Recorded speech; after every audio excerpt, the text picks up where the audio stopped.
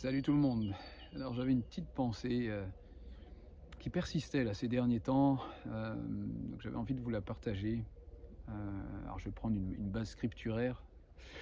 Dans la lettre aux Éphésiens, là, au chapitre 1, je suis sûr que vous la connaissez tous, cette fameuse prière de Paul, hein, qu'il nous soit accordé cet esprit de révélation et de sagesse, et que les yeux de notre cœur soient illuminés, soient éclairés afin de voir, afin de connaître quelle est l'espérance de notre vocation, enfin de notre appel, quelle est la richesse de la gloire de son héritage dans les saints, et quelle est l'infinie grandeur de la puissance en ceux qui croient, en nous qui croyons.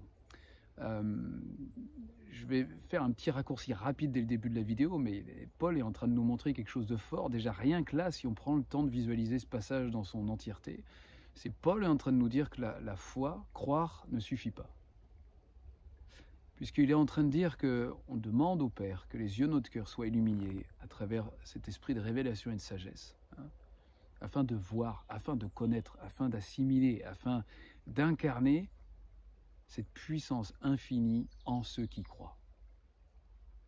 Donc la foi n'est pas suffisant, croire n'est pas suffisant, croire n'est pas suffisant.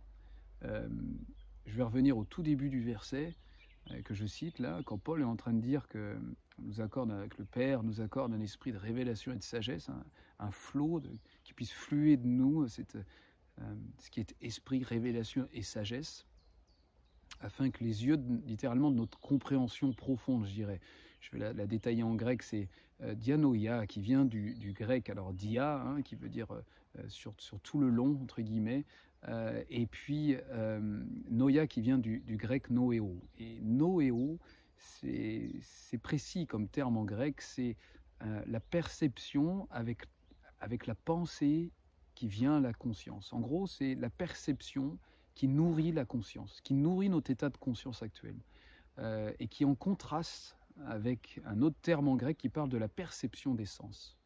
Donc là, on ne parle pas de la perception des sens, on parle de la perception qui nourrit notre pensée et qui établit la conscience qu'on a actuellement, la conscience d'être, la conscience de ce qui nous entoure, notre état de conscience actuel. Donc Paul est clairement en train de dire, dans peut-être des mots plus contemporains aujourd'hui, que notre état de conscience actuel a besoin d'être éclairé et illuminé. Et là, les yeux de cette conscience ont besoin d'être éclairés. Ils ne voyaient pas et ils ont besoin de voir. Il y a ce flot de lumière qui a besoin de traverser, qui a besoin de toucher les yeux de cette conscience. C'est pour ça que croire ne suffit pas. C'est que Paul nous dit que pour cette puissance infinie qui agit en nous qui croyons, parce qu'on embrasse dans cette persuasion, dans cette confiance, que Christ vit dans nous, que la vie même de Dieu est en nous, que la substance même de Dieu est en nous, que quelque chose qui paraît juste inimaginable, incroyable, parce qu'on croit, justement parce qu'on est persuadé de ça, ça ne suffit pas d'être persuadé, il faut le voir.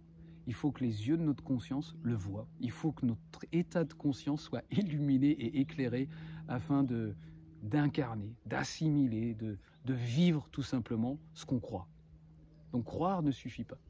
Croire ne suffit pas. Et là, ce que je voudrais rajouter à cette vidéo, qui sera, je l'espère, plus courte que les autres, c'est que je pense que cette prière de Paul est pour moi une de mes prières, des passages de Paul et de prières que je préfère. Peut-être une de mes favorites dans le Nouveau Testament, peut-être même dans toute la Bible, très sincèrement.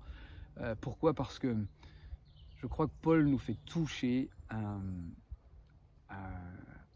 ce qu'il y a de plus important dans notre croissance, si on doit parler comme ça, dans notre maturité, dans la stature de Christ, dans cette conscience de Dieu dans notre vie, dans le fait d'incarner, de vivre simplement ce qu'on croit. C'est pas tant, et c'est surtout pas ça en fait, le fait d'acquérir de l'information, d'acquérir de la connaissance, et en particulier dans le sujet spirituel.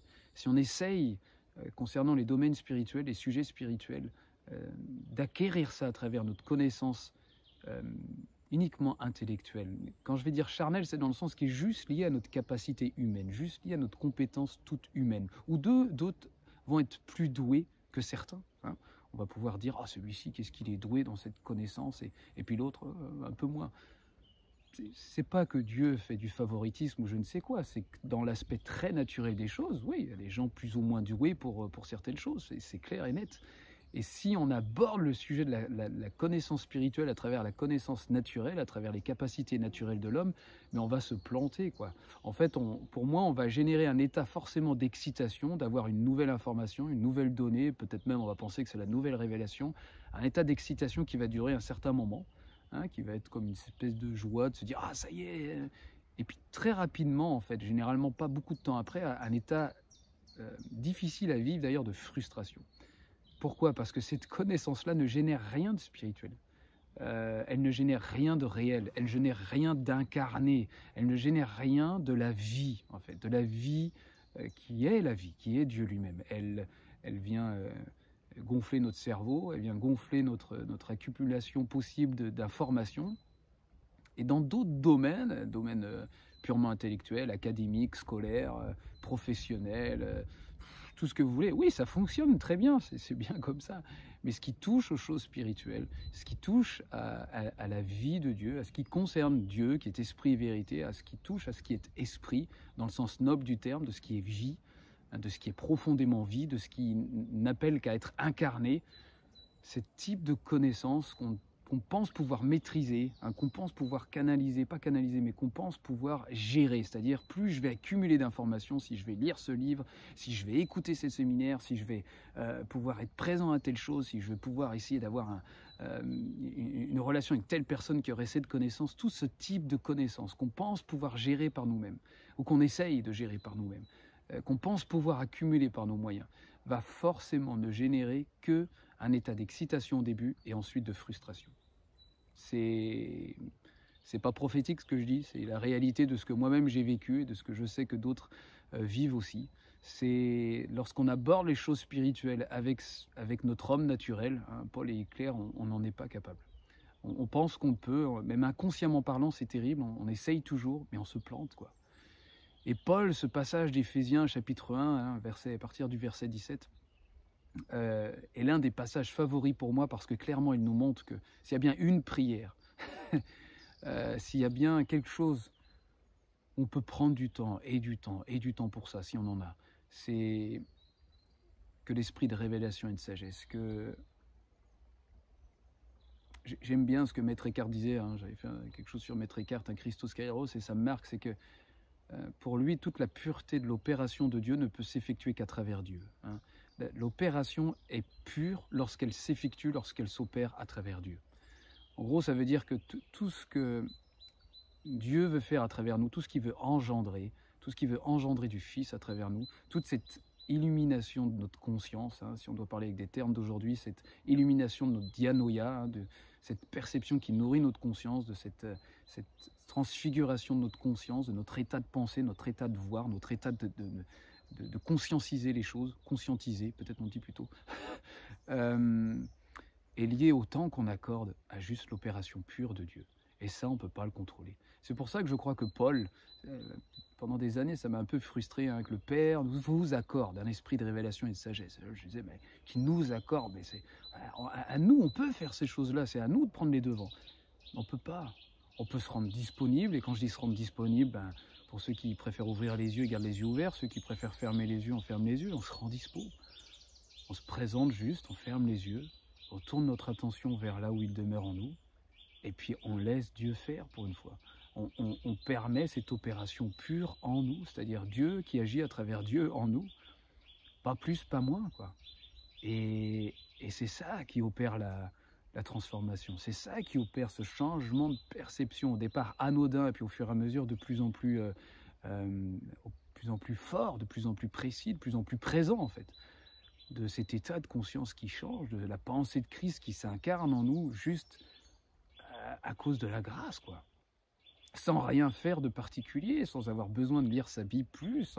Si vous aimez méditer les Écritures, c'est génial, c'est super, ça va peut-être donner du grain à moudre dans un état méditatif, mais croyez surtout pas que c'est à cause de ça que l'opération pure de Dieu va se déployer en vous. C'est pas ça. Combien de fois on peut approcher les Écritures simplement avec notre homme naturel? Donc, j'espère plus courte vidéo, juste pour nous encourager vraiment, et je m'inclus dedans, hein, même si je le pratique, c'est sûr beaucoup plus, mais je prends beaucoup plus de temps, beaucoup plus de temps aujourd'hui, dans n'importe quel endroit où je suis, juste pour laisser l'opération pure de Dieu agir en moi. Et que l'illumination, cet éclairage au fur et à mesure de la perception de ma conscience soit au fur et à mesure transfiguré.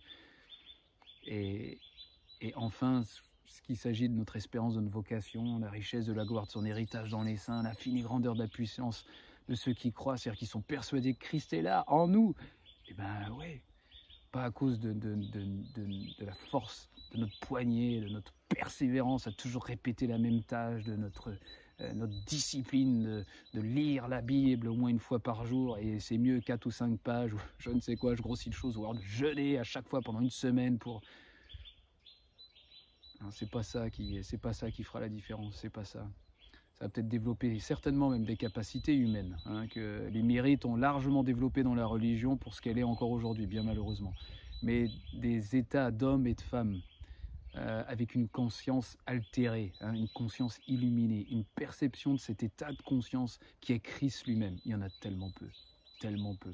Et pourtant c'est ça qui fait toute la différence, Parce que on peut être au fur et à mesure capable de citer Paul pour sa propre vie. J'ai été crucifié. Et pourtant je vis encore, pourtant je suis encore dans cette chair, je suis encore dans ce corps, mais c'est plus moi qui vis, c'est Christ qui vit en moi. C'est cette conscience qui au fur et à mesure recèle Christ, révèle Christ, où Christ s'élargit au fur et à mesure dans cette conscience.